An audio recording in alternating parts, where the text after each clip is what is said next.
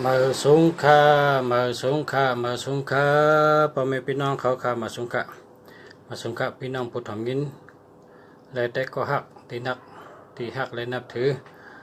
พ่อแม่พี่น้องเขากูก็กูคนข้ามาสงค่ามาสงค่ามาสงค่าพี่น้องผู้ทำยินกูก็กูคนค่ะเมื่อในก็พบกันตั้งลุงเสียคุเมืองดีนะลุงเสียคุเมืองดีมาด้วยปันหมายพง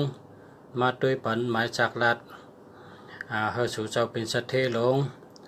เฮาสู่เจ้าหลอดเพเฮาสู่เจ้าอยู่ดีกินหวานเฮาสู่เจ้าหมายพงหลอดเพเฮาสู่เจ้ามีเงินมีคำนำเฮาสู่เจ้าเป็นพ่อเลี้ยงเปิ้นเฮาเป็นแม่เลี้ยงเปิ้นเฮาสู่เจ้าเป็นโหนาเปิ้นเฮาสู่เจ้าเป็นผู้นำเปิ้นเฮามีปรามีเฮามีอำนาจเฮามีเมตตาเฮามีเงินมีคำนำนะกูก็กูคนลุงสามารถด้วยบรรสูเพราะว่าชูเจ้าหมายพงชูเจ้าถามมือว่าเมื่อไหร่อย่าไปทำแท้งนะเพราะว่าลุงสาวได้เต็มติลิกใต้นั่นน่ะเต็มกำตูเต็มบรรทบปันน่ะเพราะว่าเมื่อไหร่ถามอะไรก็พอถามปอกก็ขึ้นหอขึ้นตัวขึ้นอ่านขึ้นตัวก็แล้วนะหรือว่าทำแทงนะพอทำแทงก็ลุงเสียก็เลยเตรียมแทงนะพอชูเจ้าถามลุงเสียในลุงเสียเตรียมบรรชุกูก็นั่นขึ้นเตรียมราชูกูก็ตัวไหนดีตัวไหนไม่ดีในนั่นนะลุงเสียพอราชูชูก็ขึ้นตัวขึ้นอันเก่านั่นน่ะเมื่อว่าเขาถามว่าเมื่อซื้อเขาถามว่าเนี่ยเมื่อไหร่เด็บหลุดถามว่าพอเขายำตัวปอกป้อมไปเลยตัวเนี่ยก็เอามาตัวนะเจิมไปเลยถามก็เอามาถามพอถามซ้ำก็มันก็มีพันดีแต่สู่เจ้าก็เพราะว่าสู่เจ้าก็ลูกเสียก็เตรียมตอบกับเหมือนเก่าแกกำตอบมันเหมือนเก่าแกลุงเสียเนี่ยถาม10 ปอกก็ตอบคนในแกลุงเสียลัดเบิ่งแกถาม10 ปอกก็เยอะนะ10 ปอกก็ขึ้นตอบข้อเร็วแกชุดถังว่าถามเมื่อไหร่ติดตอบเมลมาพวกติดตอบเมลตอบเพราะว่าเขาสอนมาเขาเรียนมาอาทิตย์เป๋งว่าคือเขาลัดจังนั้นแกอาทิตย์เป๋งว่าจังเขาก็ลัดถึงจังนั้นแกลัดหรือก็มีลัดย่อมก็มีลัดแหลนก็มีอันพังก็มีร่อนมันแกนมันในเขาลัดสุดเนี่ยเป็นร่อนเป็นแกนนั่นน่ะเป็นอันเต้งเขาสูรักเขาสูแรดเขาสูเป็นสัตเทเขาสูรอดเพนะผมไม่เอากันเนาะอย่าให้อะไรแปดกันนะอย่าไปเป็นพอห้างอย่าไปเป็นไม่ห้างเอาตั้งหักหลีมาหาเงินให้มีเงินซื้อคำให้ซื้อเฮิรนอะไรซื้อกล้าอะไรให้เป็น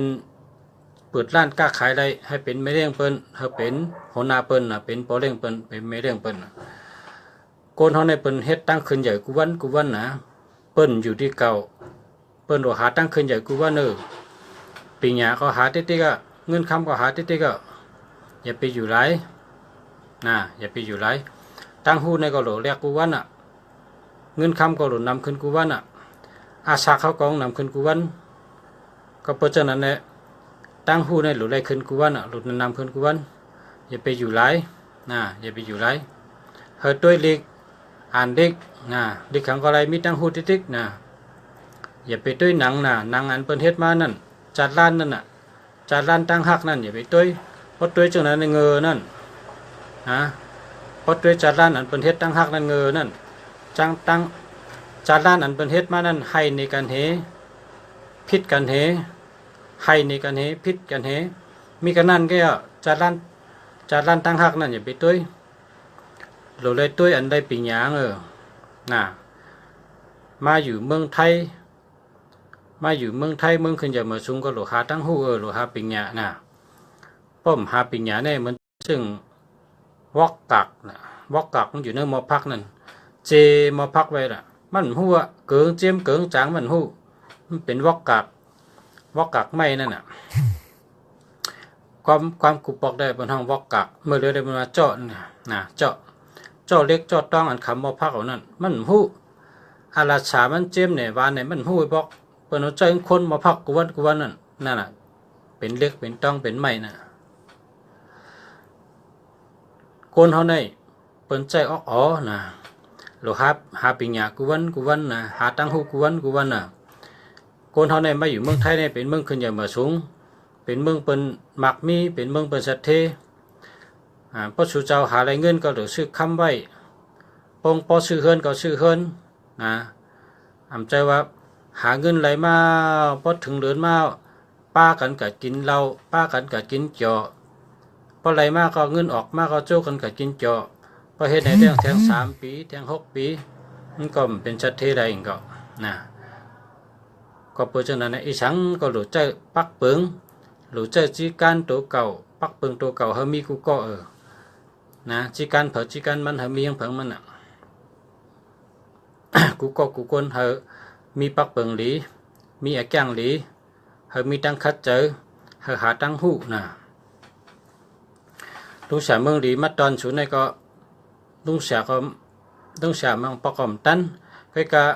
ก็เปิดข้าวยามลุงเสียยามดัดไว้สูเลยลุงเสียก็มาหบสูเฮาเป็นพรดีน้ำเฮาเกิดพรดีสูงสุดนะเฮาเกิดพรดีสูงปอต้วยกาเนี่ยก็ปอต้วยกาโดได้เฮ็ดจ้อมือเพราะเขาป่นตั้งผ่านเนี่ยโดได้เฮ็ดจ้อมือเพราะว่าในมันดีเนี่ยก็หลุด8 กำเดียวนะชุดที่ว่ามันดีนะ01ดี02ดี03ดี04ดี05ดี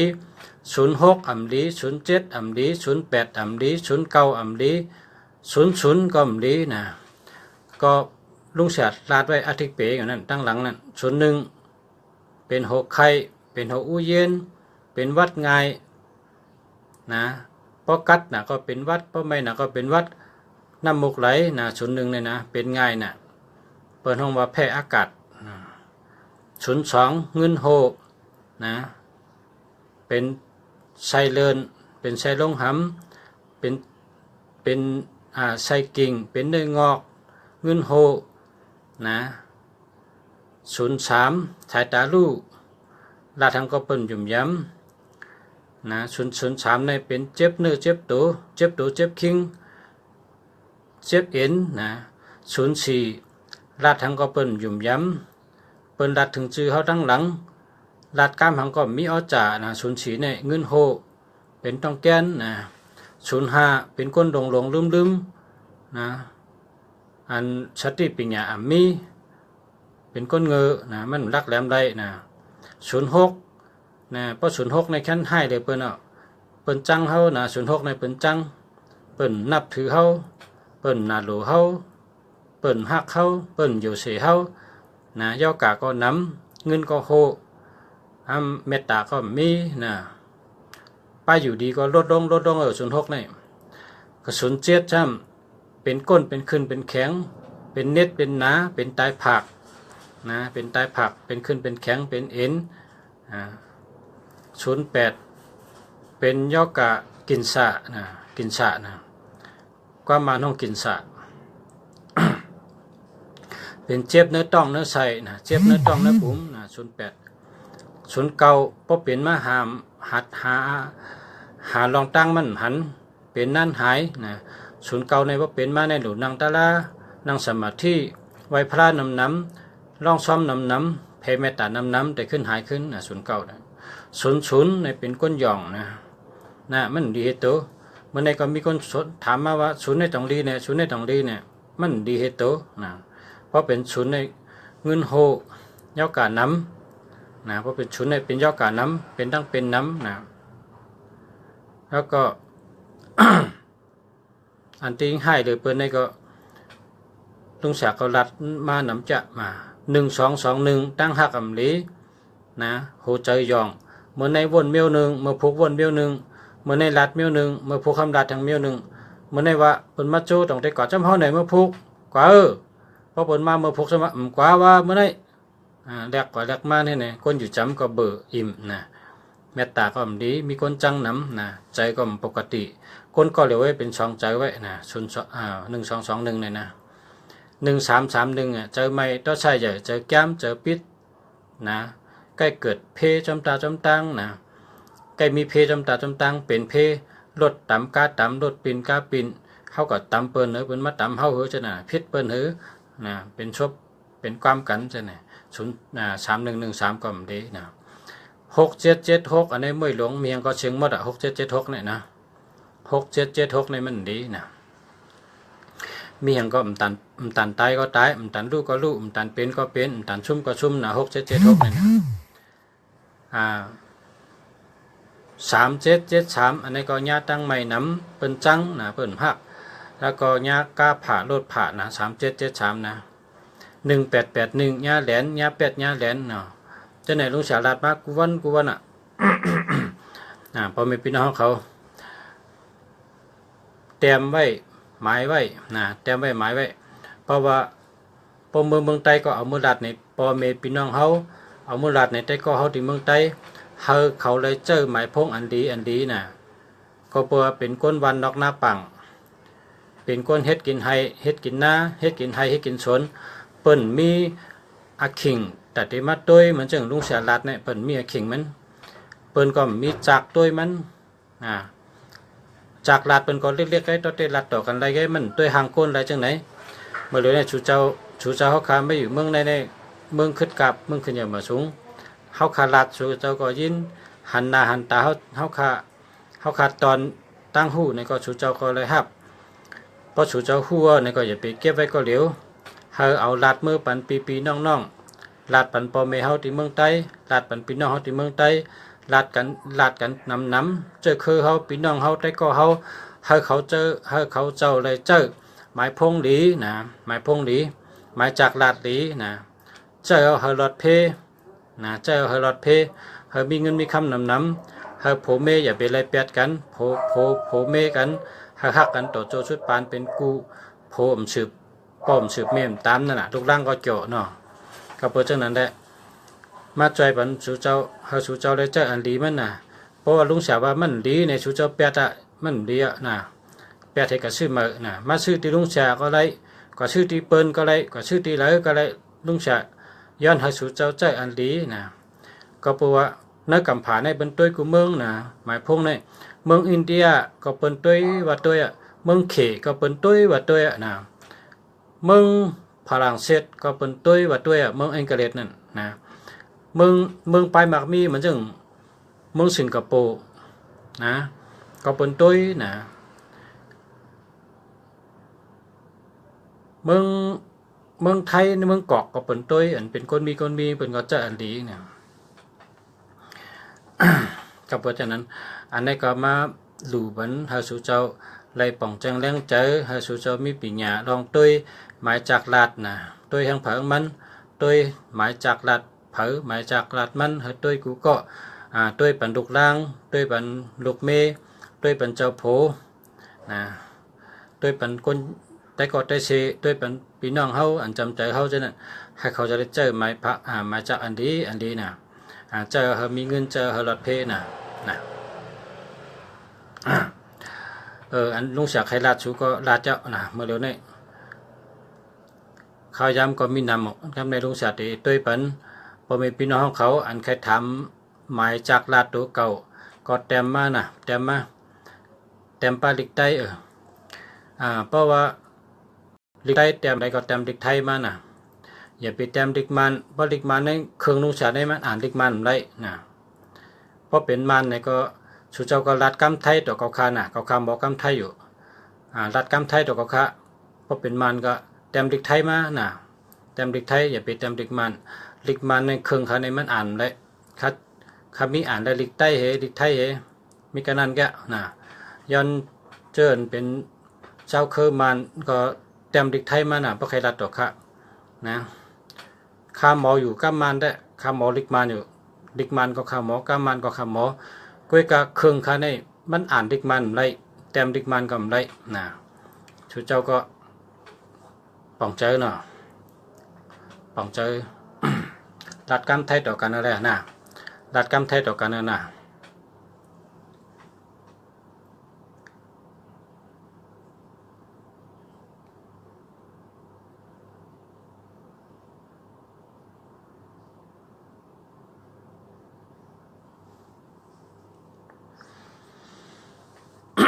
มาชงครับมาชงครับตำแหน่งครับลุงเสียเขาลุงเสียเมืองลีเดตุ้ยบรรชุเจ้า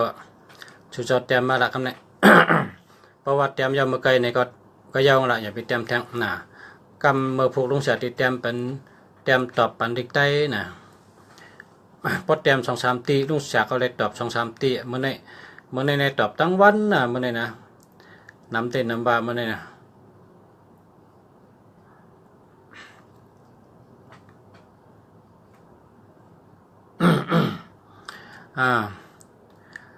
0948656257อันนี้ดีค่ะ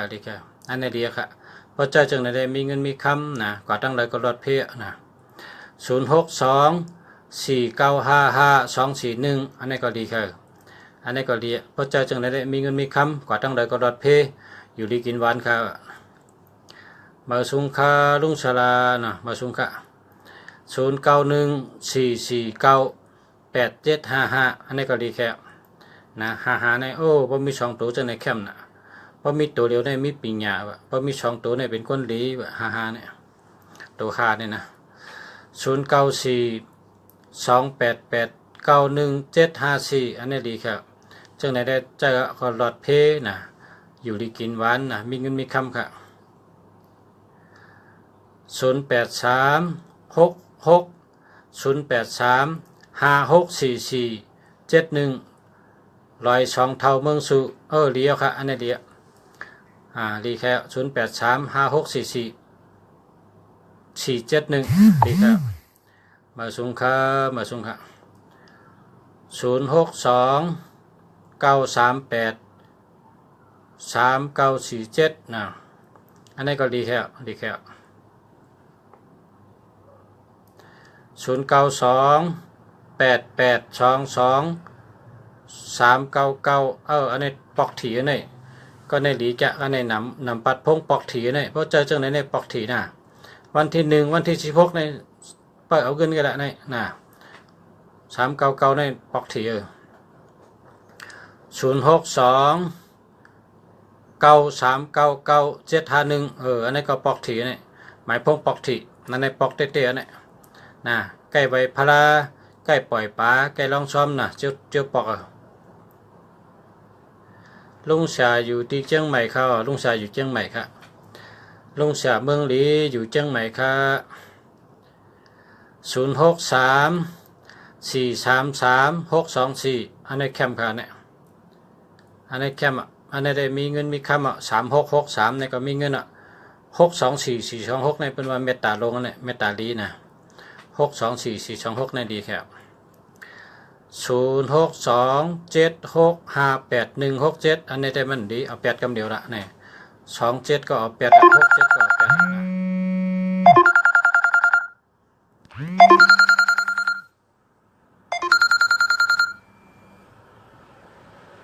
8มาสงค่ะ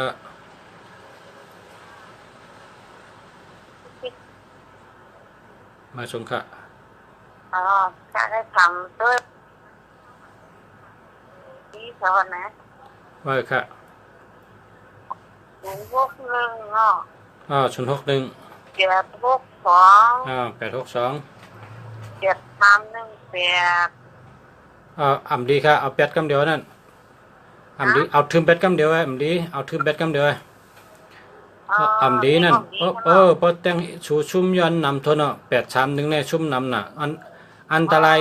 ายชุด831เนี่ยเอาทึม8ได้น่ะอย่าไปปันเปิ้นน่ะเพราะเขากับปันเปิ้นในเลยโหวตเนอเพราะว่ามีผมดีเหรอปันเปิ้นในเขาเลยโหวตเนออย่าไปปันเปิ้นเอาทึม8ได้น่ะเอาค่ะ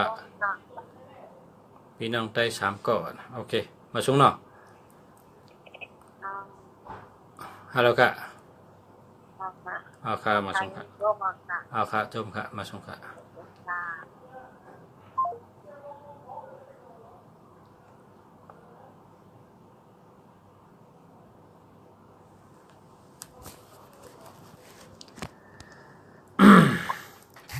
0907978643นะอันนี้มันมี0นะ0นำนะเอา8เห็นนะก็หาชื่อมานะเพราะกับชื่อใน0เอาตัวเดียวก็ นะศูนย์เอาตัวเร็วก็ซื้อมาให้นะ0947168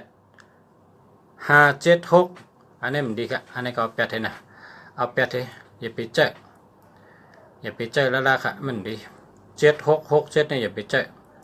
7667เนี่ยนะตั้งหักก็มลี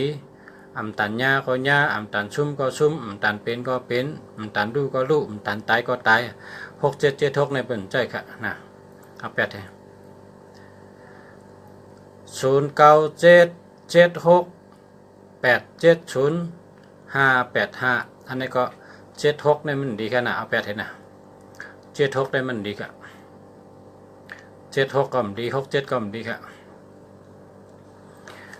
06577359966อันนี้มันดีค่ะ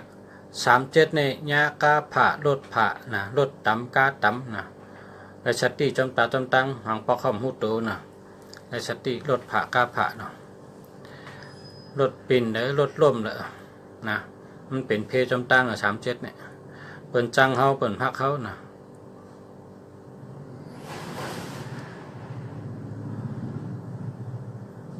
09676866อันนั้นดีกะมันมี76กันเนาะ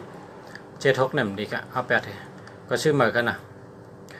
0852958664อันนี้ดีค่ะอันนี้ดีค่ะอันนี้เจอแล้วค่ะ0877698292อันนี้มันดีค่ะเอา8เลยนะ08776เนี่ยมันมี76 776ก็มไร677ก็มไรนะมันดีพอเปลี่ยนมาในเชื่อหลายสายใจเจ้าเก่านะเพราะว่าปอเมเขาการเฮ็ดปันมาเพราะว่าจัดปันเขาในปึงปอเมเขาใหญ่มาปอเมเขาการลิงหรูลุ่มดาเขาใหญ่มาเมื่อเร็วนี้เขาก็ใหญ่เขาต้องหมอหักตัวใจเจ้าเก่านะเพราะว่าหมายพง76เนี่ยตันตายก็ตายตันลูกก็ลูกตันเป็นก็เป็นนะกึ่งกั้งเป็นนะจังตายจำตาจำตังนะตายรถตำกาตำตายอุบัติเหตุนั่นนะดีนะเอา8ให้นะ7667เนี่ยอย่าไปเจอนะเงินก็หาอะไรขึ้นเชียงเดียวหาอะไรมากก็เชียงขึ้นเดียวนะ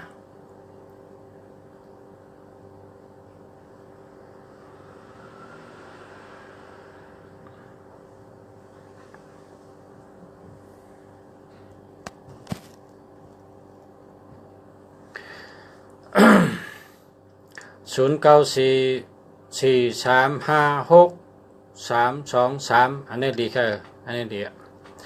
0926545447อันนี้ก็ดีแค่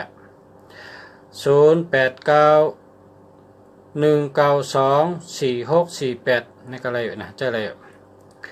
0813494421อันนี้มันดี13ก็มันดี21ก็มันดีนะเอา8ให้0947300095เนี่ยเอา8คำเดียวนะเอา8คำเดียวเนี่ยอย่าไปเจอชูเจ้าต้องหมอหักเพราะว่าจัดปานชู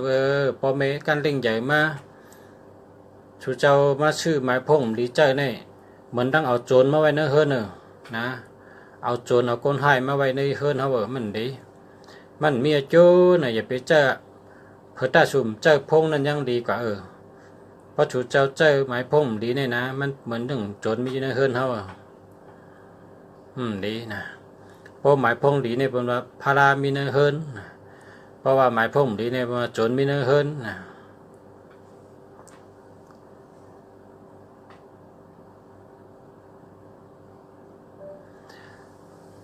0940947496386อันนี้ดีค่ะอันนี้ดี0953341995อันนี้ดีค่ะ 063 391 4717อันนี้ดีค่ะเรีย0947562468อันนี้ก็ดีค่ะ0634898583นะจะอะไรอยู่นะเพราะว่าพอมีเงินเราก็ซื้อแคมๆกันมาซื้อแทงนะ0850711872อันนี้มันดีอันนี้อ่ำดีอันนี้อ่ำดีนะอย่าไปใจนะเอาแปดให้นะมันดี0657496924อันนี้ดีค่ะดีค่ะอันนี้ดีเต้ๆเนี่ย09772088 อันนี้มันดี72นี่มันดี20ก็มันดี08ก็มันดีนะ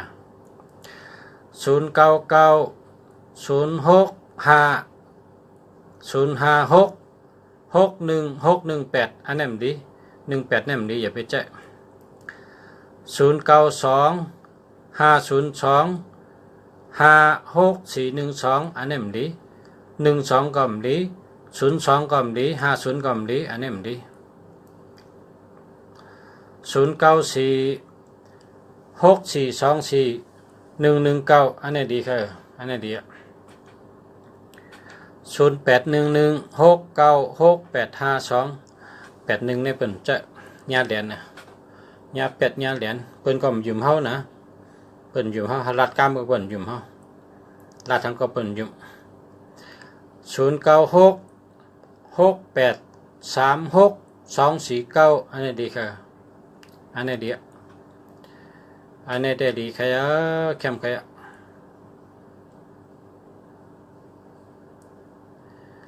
0849498010อันนี้มันดี90ก็มันดี10ก็มันดี80ก็มันดี01ก็มันดีนะ0984235311อันนี้มันดีค่ะอันนี้เอา8ให้ละมันจะมันดี31เนี่ยมันดี3113เนี่ยอย่าไปเจ๊0830826560อันนี้มันดี0นำนะ0มีตัวเดียวไว้พอให้ดีหมายพงดีเนี่ย0มีตัวเดียวแค่หมายจากลาดอันดีเนี่ย0มีตัวเดียวแค่นะเพราะ0นำเนี่ยมันดีแล้ว02ตัว03ตัวได้มันดีอันก็ในก็72เนี่ยมันดีค่ะ0947286698อันนี้มันดีค่ะเอา8ให้อย่าไปเจ๊นะ7227เนี่ยอย่าไปเจ๊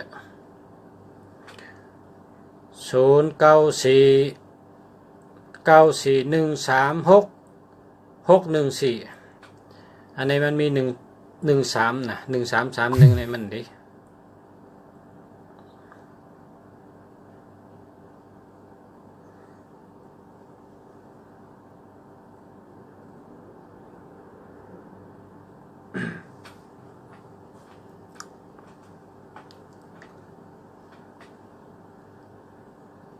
นนของ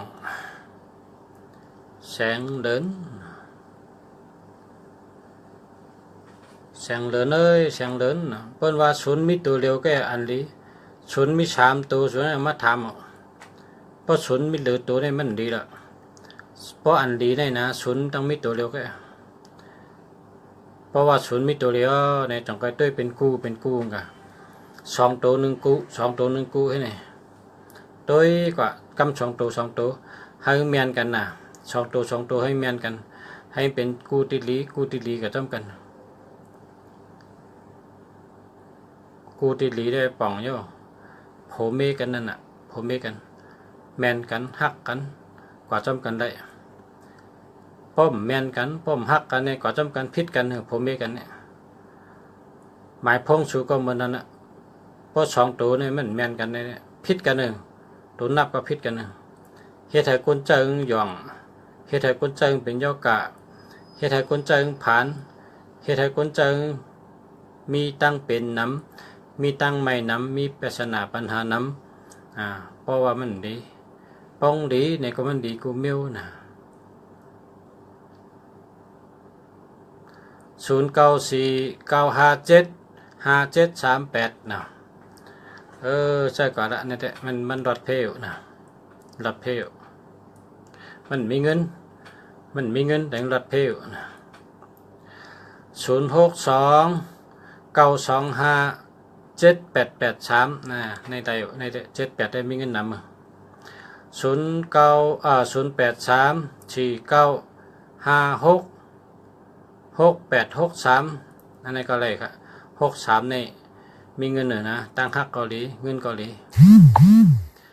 0946624973อันนี้ได้มันดีครับ73ได้มันดีครับ094820930003อันนี้ได้มันดีเพราะอันดีในหมายพงในศูนย์มีตัวเดียวแค่นะ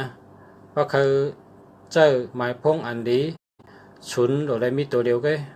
นะต้องไปกูก็ศูนย์โดยได้มีตัวเดียวแค่นะเพราะศูนย์น้ำในมันมีละเป็นยอกะตั้งเป็นน้ำลู่ซุ่มน้ำหาเงินก็ไล่มากก็เสียงขึ้นเป็นยอกาดน้ำป้ายอยู่ดีตกนะเงินก็มีป้ายอยู่ดีก็ตกนะว่าศูนย์น้ำเลยนะ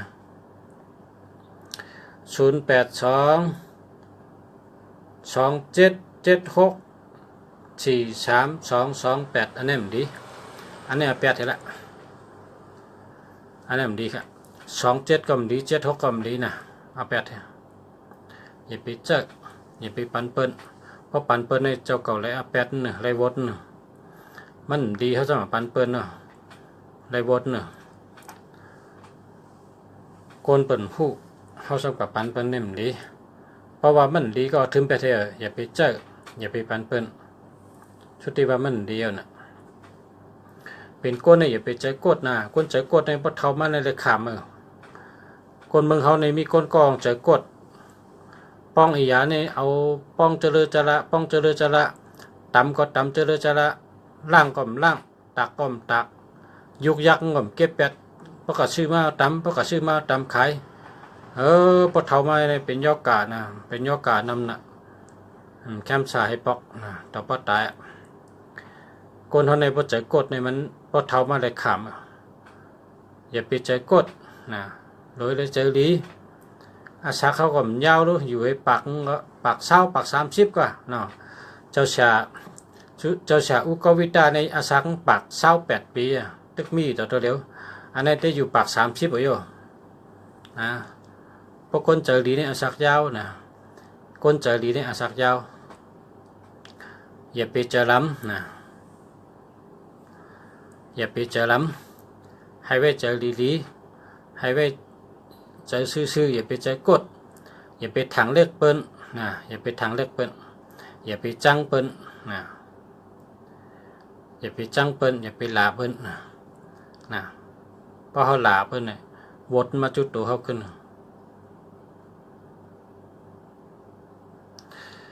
พอถึงนอนก็รอดอิติปิโสนะรอดอาศักเจกุวันนะรอดอิติปิโสภะคะวาอะระหัมสัมมาสัมพุทโธวิจาจารณะสัมปันโนสุขโตโลกวิตูอนุตตโรปุริชะธรรมะสารถิสัทธาเทวะมนุสานัมพุทโธภะคะวาติว่ากุวันว่าอาศักเจนะว่าสักได้30ก็ว่า31กรรมนะว่าสักได้35นี่ก็ว่า36กรรมนะว่ากุวันเห็นนอนสุเจ้าเป็นสัตเทว่าแต่ละอิติปิโสได้เป็นคาถาอันเมียดเลยเปิ้นนะสลากูก็ในสลาเขาจุกเต้นในเปิ้นอิติปิโสนั่นน่ะเต้นจู่เต้นลาบเต้นเฮเพเต้นผมมีขึ้นดีกันเต้นคนตกคอกเต้นอมูสุลาปัญหากูมิวปริศนากูมิวเฮ็ดต่อกอมมันนั่นพันลีใช่ในเปิ้นอิติปิโสจุก37ต่างสิทธิ37ให้ขึ้นไตบันนั้นไตเต้นจู่เต้นลาบเต้นเฮเพนั่นก็เพราะฉะนั้นแหละสลาเขาเนี่ยเขาลดอิติปิโสเนี่ยอาชักเจน่ะกุวันน่ะ แต่ว่าเขามีลาบนะอะไรเงินกูวันฉลาดเขาเนี่ยเปิ้นก็เมื่อหาเงินปันเขาฮอดเทินกูวันน่ะฉลาดเนี่ยเขาใกล้ใบพาราน่ะเนาะพอใกล้ใบพาราเนี่ยก็เงินก็มาถึงเฮินกล้วยไง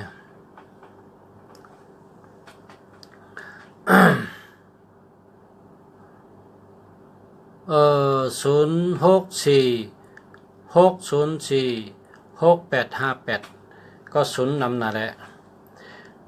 ชูเจ้าถามว่าจองดีฮะลุงศาลาเนี่ยมันดีศูนย์นำน่ะ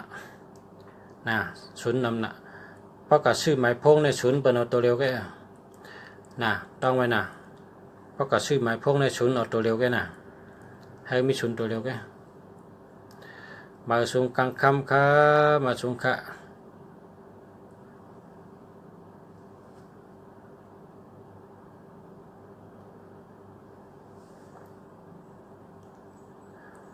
0846944180อันนี้มันดีครับเพราะว่ามันมี18ก็มี80ก็มีนะมันดีเพราะเขาเฮิงดีในหมายพงใน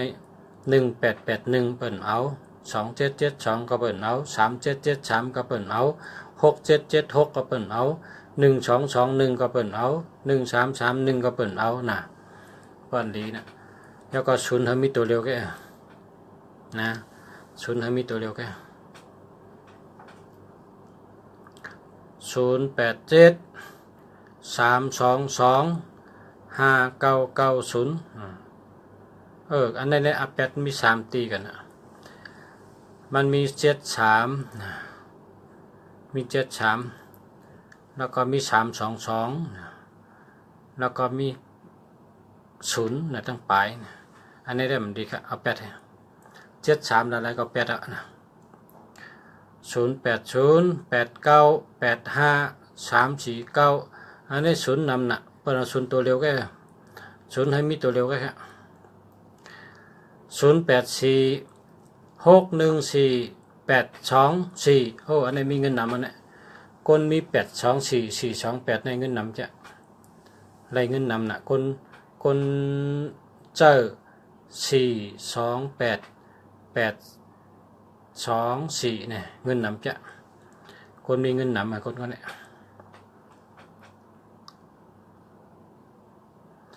0944492346อันนี้ดีค่ะเดียว0946714452อันนี้อ่ำดีค่ะมันมี676776เลยมันดี6776อ่ำดีละค่ะนะ0869847770อันนี้ก็อ่ำดี70เนี่ยเป็นย่อกะเป็นตายผักเป็นขึ้นเป็นแข็งเป็นก้นเป็นหึงมาเลยนอนอย่างกว่าอะไรอ่ะ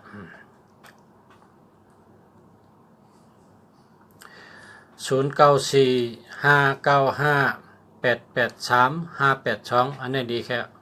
อันนี้ดีอ่ะ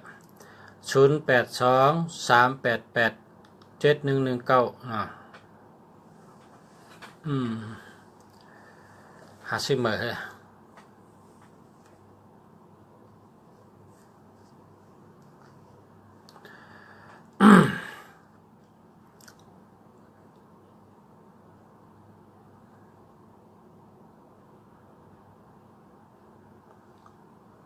0882465534อันนี้มีเงินนำจะโกดที่มี824428ในมีเงินนำนะเป็นคนมีเงินนำ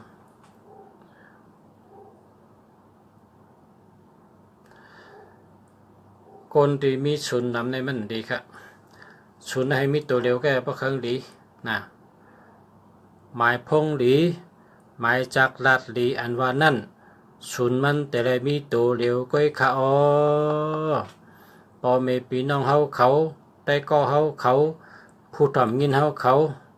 สู่เจ้าตั้งสติทำคาลาดลีให้เข้าใจให้ป่องใจให้ต้องไปคาละศูนย์มันมีตัวเร็วก็หมายพงดีนี่อันนี้ศูนย์นำสู่เจ้าแต้มมาเนี่ย ศูนย์ในเฮามันมีตัวเร็วก็ค่ะนะเฮาศูนย์มันมีตัวเร็วก็ค่ะ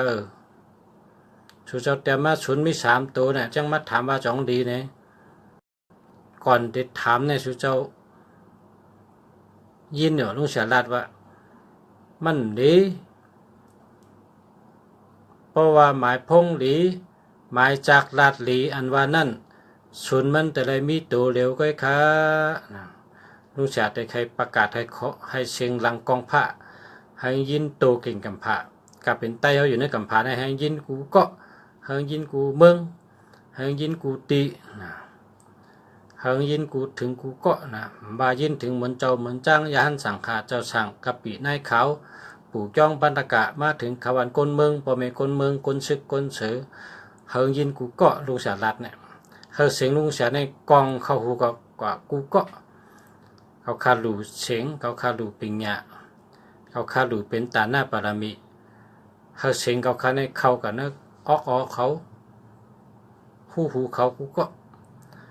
ให้เขาเจอหมายพงอันดีให้เขาเจอหมายพงสัตเทให้เขาเจอหมายพงอันหลอดเพให้เขาเจอหมายพงอันมีเงินมีคำนำให้ไตเขามีปารามีให้ไตเขามีอำนาจให้ไตเขาเจียวดีให้ไตเขารักแหลมให้ไตเขามีปิญญาโตตอนกูขิงกูย้ำกูวันกูเลินกูปีในการนะต่อเข่งกำผาให้ไตเขารักแหลมให้ไตเขาเฮืองเปิ้งเสือขึ้นอย่างมาสูงป่องแจงแรงเจออุ้งพระ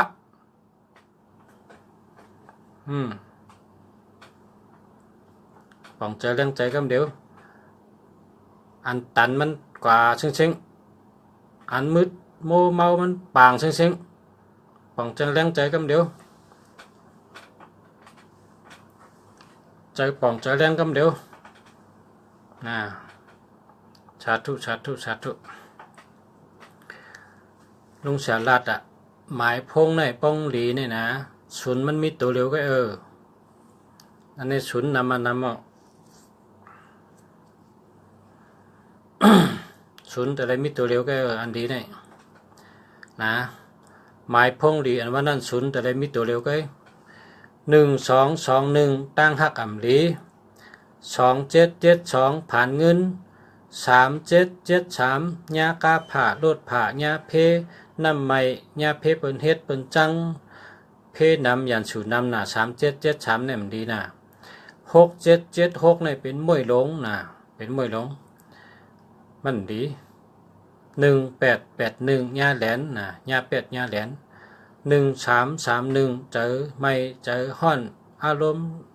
เจอไม่เจอจ้ำเจอปิดเจอลำไงต้องใช้ใหญ่มันดีศูนย์ทำมีตัวเร็วก้อยค่ะศูนย์ทำมีตัวเร็วก้อยค่ะ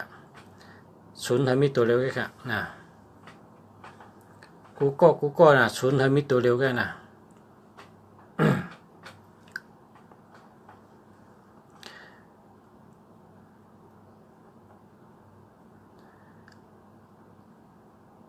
สาธุจอมกัน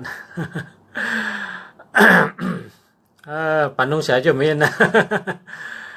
เลยลาดตัวก็ช่างพ่อมป่องใจเนี่ยเตรียมมาติ๊กเนี่ยขอบคุณนำที่ป่องใจจอมนุ่งเสียศูนย์ทำมีตัวเร็วแค่ค่ะในก็เตรียมมาศูนย์3ตัวก็จึกถามว่าจองดีฮะลุงฉลาดเนี่ยเขาเฮ็ดก่อศูนย์มาช่างพ่อเข้าตั้ง2 ปีเอาเนี่ยลาดกูวันเนี่ยเขาตั้ง2 ปีลาดมาเนี่ยใน YouTube ก่อนนั้นมันชูเจ้าจะไปถามว่าจองดีมันไปดีค่ะเพราะว่าศูนย์นำได้ดีเพราะมีหมายพงศูนย์ตัวเร็วได้ดีแค่087ในสัตเทลงนะ087เนี่ย489 696เอาโลในลีในลีเต้ใน96968เอาโลในมีเงินนำจ้าสาธุเป็นสัตเทลในแต่เป็นคนสัตเทเตียเจ้าหึงเจ้าหึงเจ้ากับติ๊กอย่าไปแลกอย่าไปแลกแทงเอาเจ้ากับติ๊กกันอันนี้ได้สัตเทเต้นี่แต่789 8289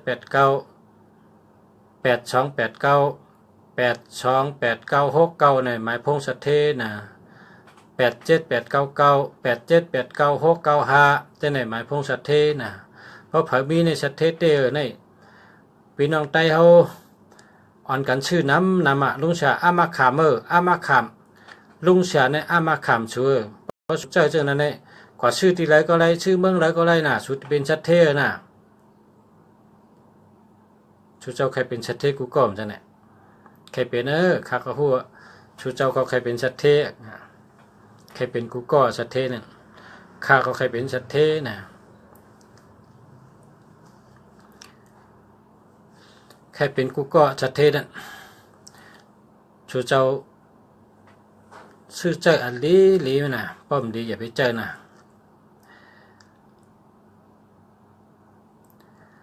061342222240อาโลโลในอ่ำดีใจค่ะเจ้าในอ่ำดีใจค่ะดีใจอ่ำดีใจแล้วล่ะค่ะ0856152456อันนี้ดี456ในเกาหลีจ้ะนะ456ในเกาหลีจ้ะ289อันในเกาหลีจ้ะ789อันในเกาหลีจ้ะมี3อันนี่ดีนะ789เปิ้นห้องว่านักกา289เปิ้นห้องว่านกหางสา456เปิ้นห้องว่าความไตว่าหือก้นนั้นแก่เลยเปิ้นเป็นว่าหือแก่เลยเปิ้นนั่นมีกันนั่นความไตห้อมไปห้ามไปเลยลาดต่อกันความไตมื้อนี้มีข้อนึงว่าก้นนั้นแก่เลยเปิ้นแขนเด้เปิ้นเนี่ยก็เร็วนะก็เร็วที่แก่เลยเปิ้นน่ะบอกว่าจังนั้น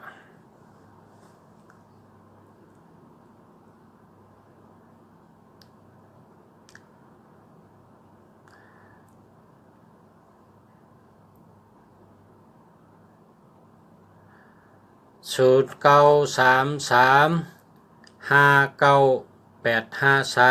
อันนี้ก็ดีอันนี้ก็ดี0856222468อันนี้ก็ดีข้าใครเป็นสัตว์เทหลงเฮออายุยืนยาวค่ะดีเป็นเป็นเตะ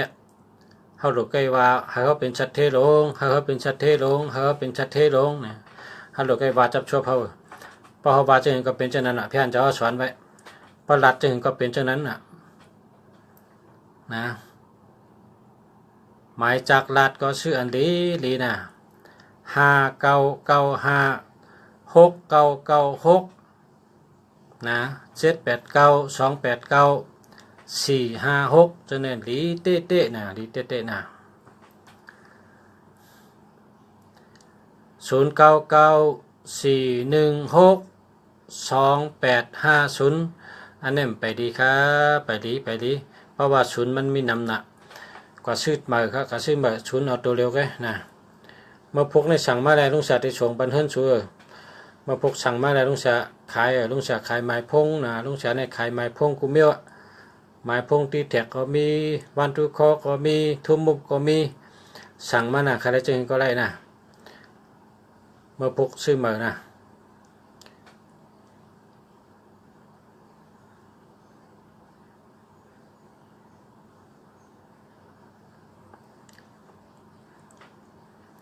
0846957332อันนี้ก็มีเงินเพราะว่ามันมี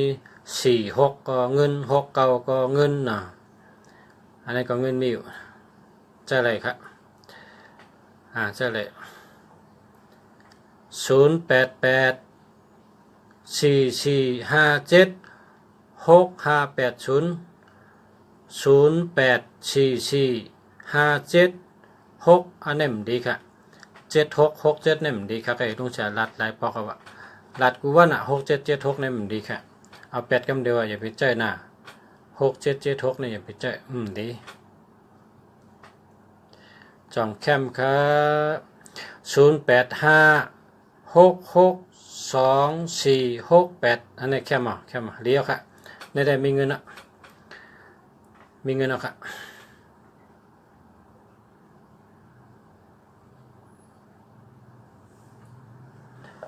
ขายกาฮือค้าขายกาฮือค้าขายกาฮือก็แล้วกาขันมันใน1 อันในเหง6 ปากนะเหง5 ปากเหง6 ปาก2 เหง2 เหง5 3 เหง6 เหง12,000 16,000